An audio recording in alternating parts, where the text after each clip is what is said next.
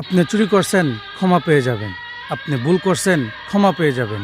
আপনি খারাপ কাজ করছেন, হয়তো সেটারও ক্ষমা আপনি পেয়ে যাবেন। আপনি নামাজ পড়েন না, ক্ষমা পেয়ে যাবেন। আপনি রোজা রাখেন না, হয়তো ক্ষমা পেয়ে যাবেন। আপনি শিরিক করতেছেন, হয়তো সেটারও ক্ষমা আপনি পেয়ে যেতে পারেন। কিন্তু আপনি কাউকে কসম দিয়েছেন, কারো মন নিয়ে খেলা করেছেন, আর সেটার জন্য যদি আপনি সিজদায় পড়ে দোয়া করেন, তারপরও মহান রাব্বুল আলামিন ক্ষমা করবে না। কারণ আল্লাহর বান্দাদের সাথে করা ধোঁকা আল্লাহ কখনো ক্ষমা করবে না। আপনি যেমন করেছেন ঠিক তেমনই পাবেন। হয়তো আপনি ধরেন কাউকে ধোঁকা দিয়েছেন, কারো মন নিয়ে খেলা করেছেন, তারপরে আপনার সাথে দুইটা ঘটনা ঘটবে। হয়তো কেউ আপনাকে ধোঁকা দিবি, আপনার মন নিয়ে খেলা করবি, আমরা যেটাকে বলি যেমন করেছেন ঠিক তেমনই পেয়েছেন। আর দ্বিতীয়তে হলো, যাকে আপনি ধোঁকা দিয়েছেন হয়তো আল্লাহ তাকে এমন কিছু দান করবে যেটা তার ক্ষমতার থেকেও অধিক, আর সে আপনার থেকে অনেক আগে চলে যাবে।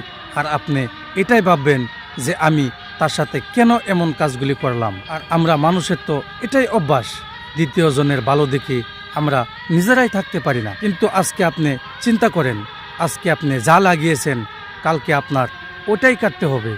তো ভালো থাকেন, সুস্থ থাকেন, আমাকে সাবস্ক্রাইব করে পাশে থাকেন। ধন্যবাদ।